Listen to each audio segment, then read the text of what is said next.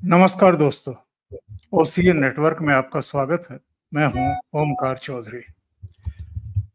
आज की जो बड़ी खबर है, अगर हम विदेश के मामलों में देखें, तो एलन मस्क और डोनाल्ड ट्रंप का 6 महीने के भीतर तलाक। दोनों के बीच में जो दोस्ती दिखाई दे रही थी पूरे चुनाव अभियान के दौरान, एक तरीके से इनके हमराह बने हुए थे और हीरो की तरह एंट्री कराई जाती थी एलन मस्क की। और जब सरकार बन गई, शपथ समारोह हो गया, तो उसके बाद एलन मस्क को एक बड़ी जिम्मेदारी डोनाल्ड ट्रंप ने सौंपी। और इसको लेकर के भी तमाम तरह की बातें हो रही थी कि साहब, एक जाना माना उद्योगपति, दुनिया का सबसे अमीरतम आदमी, उसको डोनाल्ड ट्रंप ने अपनी सरकार का हिस्सा बना करके ये नैतिकता का परिचय दिया, अनैतिकता का दिया। उस बहस को अगर छोड़ भी दें, तो सबसे बड़ी बात अब ये उठ रही है कि क्या डोनाल्ड ट्रंप के साथ काम करना इतना मुश्किल है कि लोग भाग खड़े होते हैं। और बाकी लोगों में भी एक मैसेज तो गया है और इससे भद भी पिटी है। हालांकि कई तरह की बातें कही जा रही है, ये भी कहा जा रहा है, सफाई दी जा रही है कि उनका कार्यकाल जो है वो 30 मई तक का था। इसकी टेक्निकलिटीज क्या है और वस्तु स्थिति क्या है, और कौन सी ऐसी नीति थी जिसकी वजह से डोनाल्ड ट्रंप और एलन मस्क के बीच में ये दरार पैदा हो गई और उन्होंने टाटा बाय बाय बोल दिया। इसके इम्प्लीकेशंस क्या होंगे, क्या मैसेज गया है पूरी दुनिया में, और कहीं डीप स्टेट के फिर से शिकंजे में तो नहीं आ रहे हैं डोनाल्ड ट्रंप, जिसके बारे में वो कह रहे थे शुरू में कि मैं इनको तो उखाड़ फेंकूंगा। क्योंकि डीप स्टेट से एलन मस्क का भी पंगा रहा है। मेरे साथ जुड़ रहे हैं आपके चिर परिचित और अ, जो भी वैदेशिक मामले हैं उनके बहुत महीन जानकार आदि अचिंत साहब। तो उनको जोड़ करके चर्चा को आगे बढ़ाएंगे। आदि जी, बहुत स्वागत है। नमस्कार। नमस्कार सर। तो हुआ क्या है साहब ये? सर ये देखिए, एक जो चीज का मेरे को डाउट था वही हुआ कि ट्रम्प एक मेगालोमेनियक है, मतलब एक ईगोइस्टिक बंदा है जिसको अपने से स्मार्ट बंदा साथ में नहीं रखना है। और ये चीज देखी थी, ये गलती ट्रम्प ने करी थी अपने पहले टर्म में भी, जहां पर उसने जिस तरह के लोग अपने साथ रखे थे उस उनसे वो अपना काम नहीं करा पाया था। ट्रम्प के इंस्टिंक्ट्स ठीक है सर, जो वो सोचता है, जो उसके इंस्टिंक्ट्स होते हैं, जो उसका पहला ख्याल रहता है, वो अच्छा है। बट पंगा क्या है सर, उस जब आप अपने सामने अपने आसपास ऐसे लोगों को रखते हो जिनका अपना एजेंडा होता है जो आपसे अलग होता है, फिर वो अपना एजेंडा आपके थ्रू चलाते हैं। और एक लीडर को उस एजेंडा को बड़े ध्यान से देखना पड़ता है कि किस तरह से लोग आगे जा रहे हैं, इनका बैकग्राउंड क्या है, क्यों बोल रहा है ये, क्या सब कुछ। इन चीज़ों से तो एक ही चीज़ दिखती है कि सर ट्रम्प ने ये सुचाई-पुताई कुछ करी नहीं है। उसने जो भी उसके कान में आके कुछ भर देता है। और इसमें आप देखिए, पाकिस्तान का एग्ज़ाम्पल सबसे बड़ा क्लियर आता है, जब वो जेंट्री बीच करके जो बंदा है, वो आके बोलता है भई पाकिस्तान बहुत अच्छा देश है, यहाँ बहुत अपॉर्च्युनिटी है, लोग बड़े अच्छे हैं, ये है, वो है। और वही चीज़ ट्रम्प आके फिर दोबारा रिपीट कर देता है। तो आपको ये चीज़ एस्टेब्लिश हो जाती है कि ये अपना दिमाग नहीं चला रहा, इसका कोई कान भर रहा है। नाउ देखिए सर, सिचुएशन को देखिए। ट्रम्प ने अनाउंस किया कि भैया मैं गवर्नमेंट के अंदर कट्स करूँगा। मैं पूरी तरह से गवर्नमेंट को साफ करूँगा, मैं डीप स्टेट को हटाऊँगा, मैं ये सब करूँगा। एंड उस काम के लिए उसने इलॉन मस्क को लगाया। हुआ क्या, इलॉन मस्क ने यूएसएआईडी के ऊपर हमला करा, और जैसे ही हमला हुआ हमने देखा कि भई 26-30 हज़ार लोगों की नौकरियाँ गई। 26-30 हज़ार लोगों की नौकरियाँ, मतलब वहाँ पर थोड़ा-सा बवाल हुआ कि भई ये क्या कर रहे हो? ये क्या है, क्या नहीं है? सब कुछ ऐसे कैसे कर सकते हो, ये वो। तो एक जो ब्यूरोक्रेसी होती है ना सर, आपके देश में भी एक ब्यूरोक्रेसी है जो चीज़ें करने नहीं देती।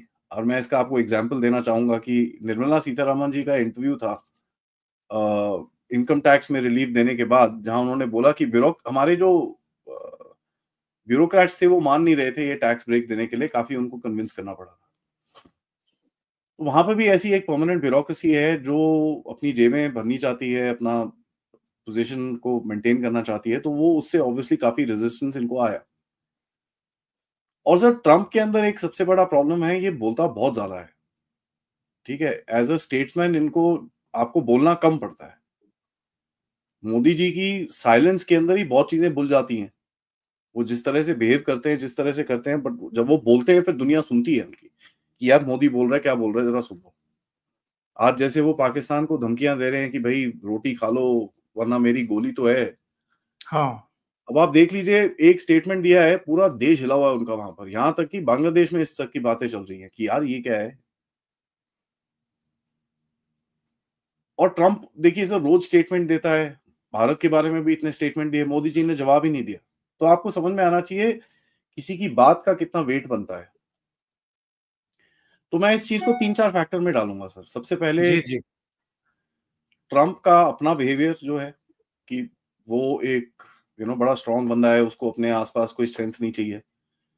दूसरा, जो उसको ब्यूरोक्रेसी से पुशबैक मिला इलॉन मस्क को। तीसरा, जैसे आपने इंट्रोडक्शन में बोला, डीप स्टेट से भी पुशबैक है। एंड चौथा कि भाई इलॉन मस्क भी एक बिजनेस वाला है सर। उसकी अगर उसने जो भी करा गवर्नमेंट के लिए करा, उसने देश के लिए करा, लेकिन उसकी फैक्ट्री में आग लगाते हो, उसके शोरूम में आग लगाते हो, उसकी गाड़ियों में आग लगा रहे हो, तो ऑब्वियसली उसको लॉस भी हो रहा है। तो उसको वहां पर जाके बोलना है यार ठहर दो यार, ये सब छोड़ो भाई, मेरे को अपना रोटी पानी तो कमाने दो, कर क्या रहे हो। अब $250 बिलियन का मालिक है वो, बट फिर भी जो भी कह लीजिए। तो मेरे को ये इनिशियली ऐसा दिखता है, बट ऑब्वियसली सर एक अंदर की लेयर है। तो आप चाहेंगे तो उसके बारे में भी हम आगे बात कर बिल्कुल, सकते हैं। बिल्कुल, बिल्कुल। जी बल्कि वो डिटेल जानकारी दर्शकों को ज़रूर साझा करिए, आदि जी। सर, अंदर की लेयर देखिए ऐसी है जो टैरिफ का गेम खेला गया है, ठीक है। अब यहाँ पर मेरे हिसाब से ट्रंप की भी गलती है और इलॉन मस्क की भी गलती है, क्योंकि ट्रंप टैरिफ के बारे में अब से नहीं सर 40 साल से बोल रहा है वो। तो अगर ट्रंप ने, इलॉन मस्क ने ये नहीं सोचा अपने लिए कि भाई मेरे को भी कुछ अपना टैरिफ का ये करेगा तो मेरे को अपनी सप्लाई चेन को चेंज करना चाहिए, चाइना को थोड़ा सा साइड में करना चाहिए, टेस्ला का मेरा सप्लाई चेन जो है उसको थोड़ा ठीक करना चाहिए, जैसे बाकी लोगों ने करा है, एप्पल ने करा है, अमेजोन ने करा है, काफी लोगों ने करा है वो। इन्होंने नहीं करा, तो वो एक उसके कान आंख में आएगा कि यार ये क्या है। अब इसके पीछे आप देखिए कि जो ट्रंप का जो बिटकॉइन है, उसका जो अपना मीम कॉइन है जिसको बोलते हैं डॉलर ट्रंप, उसका नाम है, उसके अंदर चाइनीज ने $300 मिलियन दिए, और जैसे ही उन्होंने वो पैसा दिया ट्रंप ने टैरिफ गिरा दिए। तो इलॉन मस्क को ये दिखता होगा ये साला ठीक है यार, भैंस की आंख, मैं धंधा करूं तो मुझे बोलता है ना चाइना में धंधा मत कर, खुद चाइना से $300 मिलियन देके टेढ़ी मेढ़ी चीजें करता है ऊपर से। तो ये भी दिखता होगा उसको। उसको ये भी दिखता होगा कि यार मैं जब भी कुछ बोलता हूं तो मेरे को शूट डाउन करने वाले ट्रंप के अपने कैबिनेट मेंबर्स हैं। उसका झगड़ा हुआ मार्को रूबियो के साथ कैबिनेट के अंदर, उसका झगड़ा हुआ ट्रेड सेक्रेटरी के साथ पब्लिक में, जहां पर उसको एक मोरॉन बुलाया गया ठीक है। तो इलॉन मस्क ने ट्रेड सेक्रेटरी को अपने आप बोला कि he is a moron, he is an idiot, he doesn't know how the world trade works. तो ऐसा करके उसने बोला। और सबसे बड़ा जो अभी डिफरेंस दिख रहा है इस टाइम पे इज दैट ट्रंप ने एक बिल इंट्रोड्यूस करा है जिसका नाम है द बिग ब्यूटीफुल बिल। अब नाम भी देख लीजिए सर। उसका नाम ऐसा डिसीविंग है, उस नाम के अंदर क्या है कि सर वो जो बजट डेफिसिट होता है ना इनका, उसके अंदर 3-3.5 ट्रिलियन डॉलर ऐड करने की बात कर रहे हैं, जहां पर इलॉन मस्क बोल रहा है यार जो हमारा पूरा पर्पस था कि ये डेफिसिट को ना बढ़ाओ, ये तो आप भूल गए। तो उसने इस मूव को, जिसको डोनाल्ड ट्रंप ने पूरी तरह से बैक करा है, उसने इस मूव को डिसअपॉइंटिंग बोला है पब्लिक में। और इसने ये तक बोला कि भाई ये जितना काम डॉज ने करा है वो तो आपने पूरी तरह से अंडरमाइन कर दिया, उसके अंदर तो अब मेरा तो आप बोल रहे हो, आपने मेरे को बोला कि भाई गवर्नमेंट के लिए पैसे बचाओ, मैंने आपको पैसे बचा के दिए। अब वो पैसे बचा के दिए लेकिन आप तो और खर्चा करना चाह रहे हो, तो फिर ये क्या बात हुई। दूसरा सर, आप देखिए एक और बड़ी चीज यहां पर आती है, जहां पर इलॉन मस्क के अपने एडमिशन से, एक पॉडकास्ट था जो रोगन का, उसके अंदर वहां उसने एक चीज बोली थी जो मेरे दिमाग में काफी टाइम से खनकी है, कि उसने बोला कि यार ये जो करप्शन है मैं इतना डीप नहीं डिग कर सकता इसको, क्योंकि मेरे को मार देंगे ये लोग। दुनिया का सबसे अमीर आदमी, डोनाल्ड ट्रंप का साथी, बोल रहा है कि मैं करप्शन को पूरी तरह से साफ नहीं कर सकता क्योंकि मुझे मार देंगे, मुझे जान से मार देंगे ये लोग। तो जो इन लोगों ने प्रॉमिस करा था, अगर आपको याद होगा, ट्रंप और इलॉन मस्क ने साथ में बैठ के बोला था कि हम $2 ट्रिलियन का खर्चा कम करेंगे। वो करीब-करीब $900 बिलियन पे आके अभी रुका हुआ है सर। $900 बिलियन का इन्होंने कटिंग करी है। और जो डीप स्टेट के हिस्से थे जिनके ऊपर इनको प्रहार करना था, वो ये कर नहीं पाए। वहां पर ये घुस नहीं पाए। ये लोग सीआईए में नहीं घुस पाए, ये लोग एफबीआई में नहीं घुस पाए इतना, डिफेंस डिपार्टमेंट में नहीं घुस पाए, जहां पर पूरा जो टेढ़ी-मेढ़ी चीजें होती हैं वो उधर पे होती हैं। तो वो एक फेलियर है एंड तभी आपको दिखता है कि पूरी तरह से जो इनको करने का इनका जो प्लान था वो हो नहीं पाया है। तो यहाँ पर ये पूरा एक कंबाइंड एफर्ट दिखता है और ऊपर से ट्रंप का, देखिए पहले 1 डेढ़ 2 महीने तक ट्रंप ने बड़ा समझ बूझ के काम करा है। ऑल्दो उसके स्टेटमेंट, जैसे मैं बोल रहा था आपको, कि बहुत ज्यादा बोलता है कि मैं रशिया यूक्रेन वॉर 1 दिन में बंद कर दूंगा। अब ये चीजें बोलने की उसको जरूरत नहीं थी सर, वो वैसे भी जीत रहा था। 1 दिन उसको बोलने की जरूरत नहीं थी उसको कोई भी। अब देखिए सर, पॉलिटिशियन को कभी भी कोई टाइमलाइन देना इज लाइक बेवकूफी, राइट? अगर आप कंप्लीटली कॉन्फिडेंट हो तो आप टाइमलाइन देते हो, अदरवाइज आप टाइमलाइन नहीं देते। अब जैसे मैं आपको एक एग्जांपल देता हूं, अमित शाह जी ने बोला है मार्च 31 2026 तक हम पूरी तरह से नक्सलवाद हटा देंगे। एंड उसके ऊपर काम देखिए फिर कैसे हो रहा है सर। आई बिल्कुल। मीन एक दिन नहीं निकलता कभी कोई 2 4 6 8 10 नहीं ठुकते वहां पर।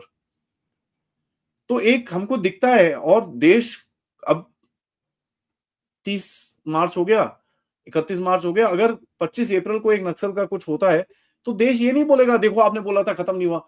देश बोलेगा यार बहुत काम हो गया है, पूरा क्लियर हो गया है, थोड़ा प्रयास बहुत हो गया है, ठीक प्रयास है। तो पूरा किया है, प्रयास तो प्रयास पूरा पूरा किया। किया, इसने प्रयास पूरा नहीं करा सर, और वो चीज दिखनी शुरू हो गई है कि ये पूरी जगहों पे नहीं जाया। सबसे बड़ा चीज मैं आपको बताऊं, जो एक एप्स्टीन की लिस्ट थी जिसके अंदर बहुतों का नाम था, और काफी लोगों ने मुझसे इसके बारे में सवाल भी पूछा कि आदि ये रिलीज करेगा और क्या करेगा। मैंने बोला नहीं कर पाएगा ये, इसके अंदर इतना दम नहीं होगा, क्योंकि इसको उस लिस्ट को रिलीज करने के लिए इसका अग्रेशन लेवल डीप स्टेट के अगेंस्ट में 10 गुना और होना चाहिए था, और वो मुझे दिख नहीं रहा। तो अभी 3 महीने हो गए हैं, वो लिस्ट अभी तक कहीं नहीं आई है, और वो उसका प्रॉमिस्ड एजेंडा है कि ये लिस्ट मैं रिलीज करूंगा। उसके अंदर बहुत लोग धुलेंगे सर, तो वो बहुत लोग अभी लॉबिंग कर रहे होंगे ट्रंप के अगेंस्ट में, तू ये ना कर। अब आप देखिए, मैं आपको बड़ी इंटरेस्टिंग सी चीज बताता हूँ। ट्रंप ने जाके अपने कोर्ट में बोल दिया कि भाई जो टैरिफ का गेम है उस वजह से भारत और पाकिस्तान का लड़ाई रुक गई। कोई एविडेंस नहीं है इस चीज का, कोई कुछ नहीं है। तो वो बेसिकली भारत और पाकिस्तान को यूज कर रहा है किसके लिए? अपनी पोजीशन को थोड़ा सा सीधा करने के लिए। ये पॉलिटिक्स है। कोर्ट ने उसको मना कर दिया, उसने बोला चल जो मर्जी हो जाए, जाए ऐसे। क्योंकि सर उनको भी दिख रहा होगा कि यार ये तो बकवास कर रहा है। तो एक लीडर उस लेवल पे जब इतना बोलता है, इतनी बकवास करता है, कभी रात को पुतिन को बोलता है ही इज गॉन क्रेजी, अगले दिन उससे बात करता है। देखिए सर, फॉरेन पॉलिसी में एक चीज होनी चाहिए, वो है कंसिस्टेंसी। यस। कंसिस्टेंसी होनी चाहिए आपका मेन गोल पे, राइट? अप्रोच आपके चेंज होते रहे, बट आपका मेन गोल एक होना चाहिए। वो मेन गोल इसका शिफ्ट होता रहता है। तो जैसे जैसे गोल शिफ्ट होता है, फिर इसका अप्रोच चेंज हो जाता है। फिर लोग बोलते हैं यार ये करना क्या चाहता है। अब जैसे उसको अगर रशिया और यूक्रेन के बीच में युद्ध विराम कराना है, तो सर समझ में आता है कि भाई उसको युद्ध विराम कराना है, तो वो हथियार रोक रहा है, ये कर रहा है। हथियार भी नहीं रोक रहा, हथियार भी बेच रहा है यूक्रेन को। पुतिन को बोलता है तू उसके ऊपर हमला मत कर, यूक्रेन को बोलता है तू हमला कर उसके ऊपर। तो ऐसे तो नहीं रुकता युद्ध। तो उसका जो एंड गोल है वो अभी मेरे को दिखता है कि नहीं यार, इनको जाने दो, जो करना है करने दो, मेरे को फर्क नहीं पड़ता। 3 बारी तो ये भी बोल चुका है कि मुझे कोई फर्क नहीं पड़ता अगर ये लड़ते रहे, मारना एक दूसरे को, मारते रहो। फिर बीच में आ जाता है कि बोलता है नहीं नहीं रोको रोको रोको।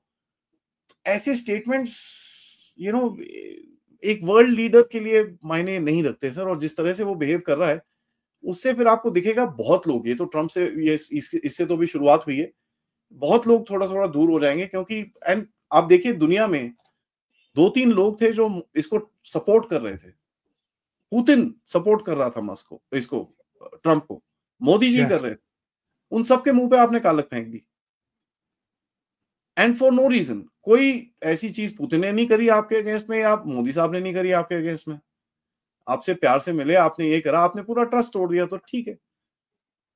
और यहाँ पर आप देख लीजिए, उसके बाद मोदी जी तो लगे हुए हैं, मोदी जी तो ललकार रहे हैं उनको खुले में। और ये स्टेटमेंट जो मोदी जी दे रहे हैं, ये तो जाते होंगे ट्रंप के पास कि यार मोदी साहब ऐसी ऐसी बातें कर रहे हैं कि भैया मैं रोटी भी बंद कर दूंगा अभी।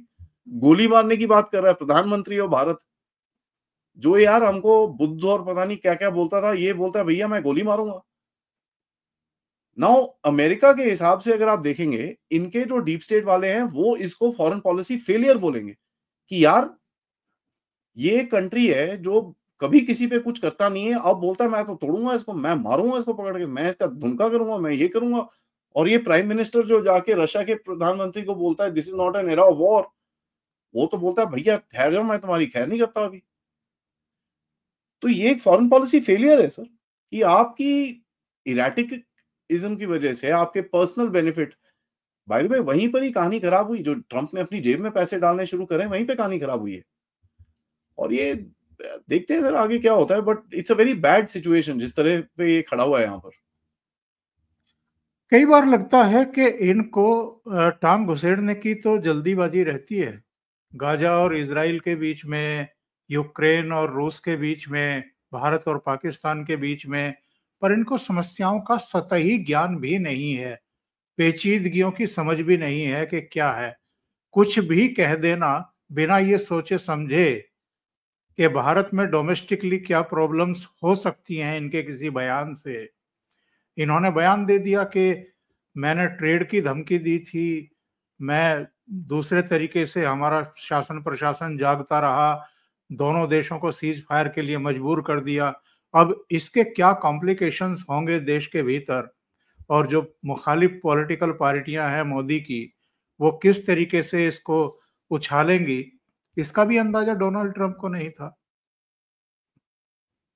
सर यही है ना, ये बचपना है ना सर, यही मैं बोल रहा हूँ, ये बचपना है। इसके अंदर इन लोगों ने ना सोचा है ना समझा है कि भाई किस जगह में क्या करना है, कैसे करना है, किस तरह करना है, किसको नहीं करना, क्या किससे बात करनी है। आप कहीं पे भी अरे गहरे नतूर गहरे पे आके पाकिस्तान को सपोर्ट करोगे सर। अब अमेरिका में भी लोग सवाल पूछ रहे हैं, यार ये पागल हो गया क्या, पाकिस्तान को सपोर्ट कर रहा है, इसका दिमाग खराब है। अब देखिए इसराइल के साथ लड़ाई करके बैठे हैं ये लोग। और ये वही है सर, इनको कहीं से किसी ने पैसे दिए हैं, इनकी जेब गर्म करी है और ये पलटे हैं। और यहां पर मैं आपको बताऊं, अगर ये चीज सबको पता चल गई ना सर, तो सब पैसे भरवाएंगे उसकी जेब में। तो फिर क्या क्या होगा, वो जहां पर ज्यादा पैसा आएगा वहां पर उसमें वो बोलेगा, यही चीज करेगा वो। तो ये हेल्दी नहीं है सर, ये चल नहीं पाएगा। और ट्रंप के साथ देखिए, एक जो उसने अपना एक नैरेटिव बनाया था कि मैं बदलूंगा इस सिस्टम को, वेल मतलब वो सिस्टम के का हावी हो गया। अपॉर्चुनिटी बहुत बढ़िया थी, दुनिया का सपोर्ट था, देश का सपोर्ट था, अपने उसको वो सब खोल दिया उसने, अपनी तार खोल दी। तो ठीक है सर, कितना टाइम ये ऐसे खड़ा हो पाएगा। तो मेरे को एक जो अभी होती हुई चीज दिखती है सर, दैट आगे जाके जो भी अभी इनको अभी मिड टर्म आएगा सर ट्रम्प का, ठीक है, मिड टर्म इलेक्शन आएगा, करीब 1 साल है उसको अभी, उसमें ये हारेगा, ये हाउस को हारेगा अनलेस ये अब पूरा तरह से यू टर्न मारता है। क्योंकि देखिए सर, अमेरिका के अंदर एक प्रेसिडेंट को जज किया जाता है by 2 things, economy and foreign policy, बस, दैट्स इट। आप बहुत बड़ी बात कह रहे हैं वैसे आदि आदि जी, और दोनों ही मोर्चों पर ये फेल करता हुआ दिखाई दे रहा है। ये तो अपने ही बड़े उद्योगपतियों को धमकाने पर उतर आया है। इसने टिम कुक को धमकी दी कि आप भारत से बाइंड अप करिए, भारत में उत्पादन मत करिए, नहीं तो 25% टैरिफ थोप थोप दूंगा। ये टैरिफ इसके दिमाग में जो घुसा हुआ है, फिर ये भूल जाता है कि आप अपने ही देश की कंपनी, और ऐसी कंपनी जिसने पूरी दुनिया में एक तरीके से राज किया है, तहलका मचाया है और अमेरिका की प्रतिष्ठा बढ़ाई है। मतलब उसके जितने भी उत्पाद हैं, उसको लेने के लिए लोगों की लंबी-लंबी लाइनें लग जाती हैं जब तारीख घोषित होती है कि इस तारीख को एप्पल का नया वर्जन आ रहा है या मैक आ रहा है या दूसरे तमाम उत्पाद आ रहे हैं। और आप उनको भी धमका रहे हैं, उनको भी आप इस तरह की बातें कर रहे हैं कि 25% टैरिफ लगा दूंगा। सर इसको टैरिफ का दुनिया के साथ करना था कि रीएडजस्टमेंट करनी थी, उसके तरीके होते हैं। आप किसी को बोलते हैं यार देखो ऐसा है, ये ठीक नहीं है, बैठो हमारे साथ बात करो, इसको जरा सीधा कर लेते हैं। अब एक सिंसियर कंट्री है जैसे भारत है, आप मोदी जी को फोन करके बोलते हैं यार मोदी साहब बैठ जाओ यार, थोड़ा बात कर लेते हैं यार, थोड़ा आपका भी बढ़ा देंगे ट्रेड, मैं भी बढ़ा लेता हूँ, आप अपने बंदे को भेज, मैं अपनी टीम लगाता हूँ, शुरू करते हैं एंड फेयर ट्रेड डील करेंगे साहब, let's work together. Modi ji ने हाँ बोलना था। अब इस टाइम पे आप चीजें मांगोगे, उससे हाथ भी मांगोगे, पैर भी मांगोगे, आप बोले नहीं नहीं नहीं हमारे ना एक ये फार्मर्स वाले बड़े दुखी हो जाएंगे, नहीं नहीं नहीं मेरे को ना अभी इलेक्शन में प्रॉब्लम हो जाएगी, तो आप भी एक्सक्यूजेस दोगे उसको। ट्रंप के पास एक अपॉर्चुनिटी थी कि भारत के साथ कुछ डिफेंस डील्स करे, and Bharat is the largest importer sir defence का, ठीक है, बिल्कुल। गया डब्बे में वो। बिकॉज जिस तरह से अभी तक जो हमारे पास इंजन आने थे वो नहीं आए, तो कौन विश्वास करेगा इसकी।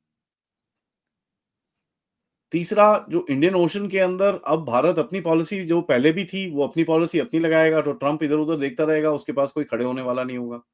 तो अगर आप देखेंगे अभी जापान के साथ आपके आगे जाके रिलेशंस और बढ़ेंगे, क्योंकि जापान भी परेशान हो रखा है यार, ये क्या है, हम कुछ बोलते नहीं आपको, हम कुछ नहीं करते, तुम हम पे टैरिफ लगा रहे हो। तो इंडिया और जापान के रिलेशंस बढ़ने शुरू हो जाएंगे, जहां पर आप अपने आप अपनी चीजें करोगे। रशिया से आपको एक मैसेज आएगा, मैं आपको बता रहा हूं, अभी पुतिन साहब जुलाई में आपके पास होंगे, ठीक है, जुलाई अगस्त के बीच में पुतिन साहब यहाँ पर होंगे, और वो बहुत बड़ा मैसेज होगा। और जुलाई अगस्त के टाइम पे G20 भी होगा, क्वाड की भी मीटिंग होगी, तो ये सब बड़ी बड़ी उस टाइम पे डिप्लोमेसी चल रही होगी। एंड उसी बीच अगर आप पुतिन साहब के साथ खड़े होगे, वो अमेरिकन प्रेसिडेंट के ऊपर एक तमाचा होगा बहुत बुरी तरह से। अमेरिका से कोई भी डिफेंस डील्स की बात अभी तक नहीं चल रही है, बट यहां तक रशिया के साथ 3 डील्स की ऑलरेडी बात चल रही है। तमाचा ऑलरेडी आप मार रहे हो। यहां तक कि जो तेजस के अंदर जो दूसरा वर्जन था, उसके अंदर जो 414 इंजन था, बोलते नहीं यार ये 414 बहुत तंग कर रहे हैं, हम अभी साफरान के पास जा रहे हैं, वहां पर फाइनल स्टेजेस पे है कॉन्वर्सेशन। तो आप भी उसको हिट मारोगे सर, बट अब क्या है ना, मोदी जी का स्टाइल थोड़ा डिफरेंट है। मोदी जी इमीडिएटली रिएक्ट नहीं करते, मोदी जी वेट करेंगे, मोदी जी खिचड़ी को ठंडी करेंगे, फिर ऐसे उठा के फेंकेंगे, फिर उनको भी समझ नहीं आएगा हुआ क्या, फिर आपको दिखेगा ये पीछे पीछे भागेंगे, ओ नहीं नहीं नहीं नहीं ऐसे मत करो, ऐसे मत करो। और ये खिचड़ी ठंडी हो रही है अभी, क्योंकि मोदी जी पूरा एक होलिस्टिक रिस्पॉन्स देंगे इसको, एक एक करके जवाब देने का कोई फायदा नहीं है। और यहां पर मैं बता दूं, ट्रेड डील आप करोगे, आप साइन करोगे ट्रेड डील, बड़ी खुशी खुशी साइन करो, अरे वेरी वेल डन, लेकिन जो रिलेशन के अंदर एक एक एक नजदीकी आ सकती थी, वो नहीं आएगी। क्योंकि आप ट्रेड डील ट्रंप के साथ साइन नहीं कर रहे सर, आप ट्रेड डील अमेरिका के साथ साइन कर रहे हो, तो आपको उसके अंदर फायदा है। तो आप जो फायदा आपको चाहिए आप उसके लिए साइन वाइन करोगे, ठीक है, अपने आपको गुड्स भी बेचने, फैंटास्टिक, उसकी मार्केट वैसे भी चाइना से थोड़ी दूर हटना चाहती है, आप बीच में खड़े हो, तो आपको थोड़ा वहां पर फायदा हो जाएगा। आपका जो ट्रेड है इस टाइम पे 100 बिलियन है, वो 500 बिलियन हो जाएगा 2030 तक, तो उसमें आपका फायदा है, कोई उसमें डाउट नहीं है। आपके पास टेक्नोलॉजी भी थोड़ी बहुत आ जाएगी। बट जो बायलैटरल रिलेशंस और ग्लोबल ऑर्डर के बीच में, भारत और ट्रंप के बीच में चीजें हो सकती थी, उस पे काफी हद तक एक झटका लगेगा सर। आदि जी ये बताइए, आपने बहुत महत्वपूर्ण बात कही कि ये तो बहुत मामूली बात थी कि आप फोन करते मोदी जी को और दोनों देशों के प्रतिनिधि बैठ करके चर्चा कर लेते और चीजें सिरे चढ़ जाती। कुछ हमारा माइनस होता, कुछ उनका माइनस होता, कुछ उनका प्लस होता, कुछ हमारा होता। लेकिन ये तो बयानबाजी पर उतर आए और इन्होंने कई जगह ये कहा कि भारत ने तो हमें जीरो टैरिफ लगाने का प्रस्ताव दे दिया है। यानी वो ये शो करना चाहते थे अंतर्राष्ट्रीय मंचों पर कि जैसे भारत ने तो घुटने टेक दिए हैं अमेरिका के सामने। दूसरी बात ये है कि जो चीन की आप कह रहे हैं कि चीन से कुछ पैसा उसा इनको मिल गया है, इसी तरीके से पाकिस्तान को जिस तरह इन्होंने भारत के समकक्ष खड़ा करने की कोशिश की कि दोनों की लीडरशिप बहुत ही स्मार्ट है और बहुत शक्तिशाली देश है, दोनों दोनों ही परमाणु संपन्न देश हैं। यानी पाकिस्तान पिद्दी ना पिद्दी का शोरबा जो हमने बता भी दिया 4 दिन में कि तुम्हारी औकात क्या है, उस पाकिस्तान को आप भारत के समकक्ष खड़ा करने की कोशिश कर रहे हो। तो ये तो बिल्कुल शो करता है कि ट्रंप जो है वो भारत से या भारत की लीडरशिप से चिढ़े हुए हैं। कारण क्या है एक्चुअल में? सर एक तो आप अ,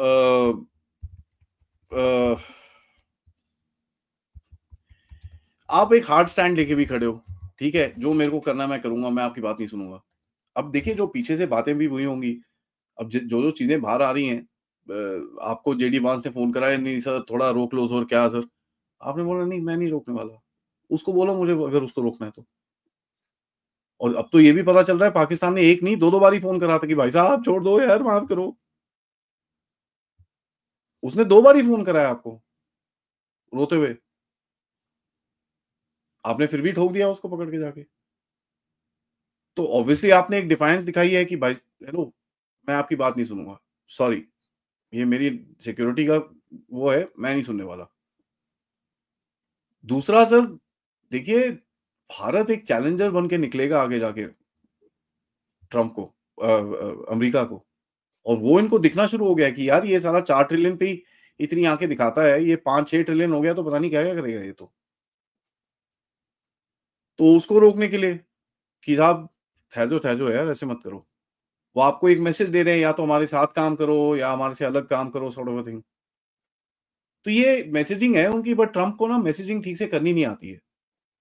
ये मैसेजिंग करने के लिए बहुत अलग-अलग तरीके थे, which they could have done, and Bharat इस टाइम पे would be open to a lot of things, क्योंकि आप एक कस्प पे खड़े हो, ठीक है? एक जगह पे खड़े हो जहाँ पर आप अभी ग्रो करोगे। तो उस ग्रोथ स्टोरी का पार्ट होना चाहिए था अमेरिका को। बट अगर ऐसे रहेगा तो इंडिया उसका पार्ट रहेगा, बट इतनी जिस तरह से आइडियली होना चाहिए था, वो नहीं होगा। और ये जो अभी आपने जापान का भी जिक्र किया, भारत के साथ जो बिहेव उसका इस समय है वो सामने दिखाई ही दे रहा है। क्वाड का क्या भविष्य देख रहे हैं आप? क्वाड का तो बैंड बजाने की स्थिति आ गई है बिल्कुल। अ, देखिए क्वाड पे भी आप काम करेंगे, यू विल वर्क। लेकिन एक बड़ी चीज़ होगी सर इसके अंदर, जो आपकी इंडो पैसिफिक पॉलिसी होगी वो क्वाड की नहीं होगी, और ये चीज़ मैं बहुत टाइम से अपने चैनल में बोल रहा था, तभी मैं थोड़ा सोच रहा था किस तरह इसको डालूँ। भारत की इंडो पैसिफिक पॉलिसी हमेशा ऊपर रहेगी, क्वाड उसका एक पार्ट है सर। तो ये चीज़ हमको बड़ा अपनी क्लियरली डालनी पड़ेगी कि इंडो पैसिफिक पॉलिसी हमारी अपनी है, क्वाड उसका पार्ट है। तो क्वाड करे ये ना करे, आपको अपना गेम आगे अपने आप खेलना है। आप ये कहना चाह रहे हैं हम तय करेंगे कि हम चीन के साथ कैसा बिहेव करें या रूस के साथ कैसा बिहेव करें या जी, दूसरे देशों के साथ? जी, आप जो चाहते हैं वैसा नहीं करेंगे? नहीं करेंगे सर। क्वाड के अंदर भी देखिए, इसको अमेरिका तो बहुत टाइम से बोल रहा है कि इसको मिलिटराइज़ करते हैं। आपने नहीं माना हुआ, क्योंकि मैं यार मैं क्यों तुम्हारी लड़ाई लड़ूँ आके? और क्वाड के लिए इस बार अमेरिका के राष्ट्रपति को भी आना था भारत। जो स्थितियां परिस्थितियां हैं उनमें तो आप लग अभी तो नहीं मीटिंग नहीं रहा। करेंगे ना? फिर बाद में करेंगे ना आप थोड़ी-सी मीटिंग।